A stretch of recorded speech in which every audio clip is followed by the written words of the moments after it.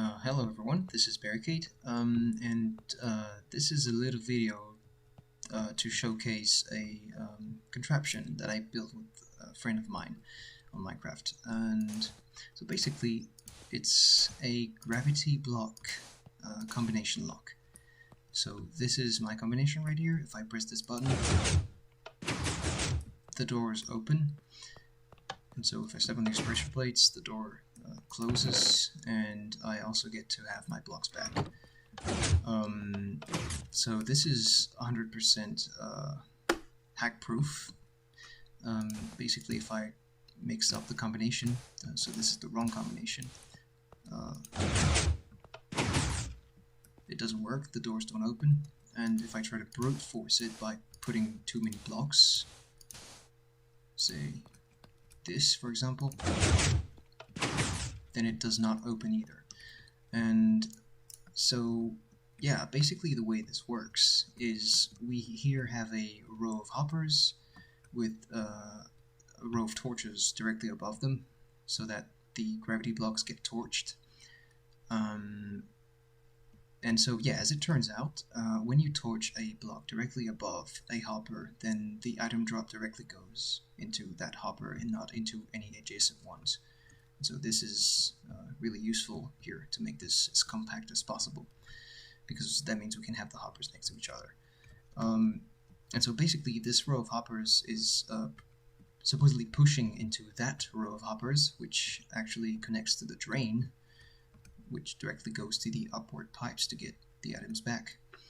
And the way this works is that it relies on the mechanic that a hopper that is below will always pull before that hopper could push. And so basically it means that since those are filter hoppers, which by the way my friend's room taught me about, he's the one who helped me build this.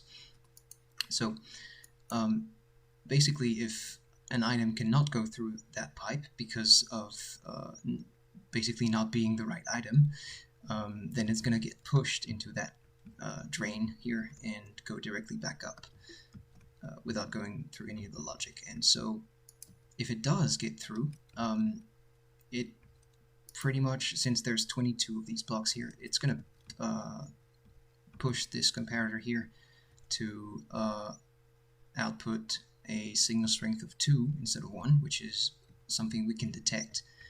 And so when that happens, this torch turns off. That's the same for all of these. And basically if all of these are off, then this torch here can turn on, but I'm going to be getting back to that later. Another thing that I had to do was that I had to add a way of pretty much detecting when a block did go through. And the thing is, once that's done, we have to pull that block from that filter hopper, otherwise it's going to get clogged and it's going to pretty much break the logic here. And so the way this is done is by having a torch on the other side, and basically there's a repeater here going into rest in peace, another repeater, rest in peace, and then another torch, the torch here. And basically what that does is, once there's an item going here, once we detect that, it allows for only one item to leave the hopper. And then it has to go into another row of hoppers, and this is why I actually had to build this on the other side. But it actually has to go into another row of hoppers that is below, otherwise the items would just stay in that row here. So yeah, basically the idea here is that once the items go into that row, then they are allowed to go into that one, and these are all facing that way, and that actually goes into the drain and back up. And yes, one more thing, for the detection of an empty, well, supposed to be empty space, we pretty much just detect if an item does go through that hopper, and that's done by putting a repeater directly after the comparator and inverting the input, obviously.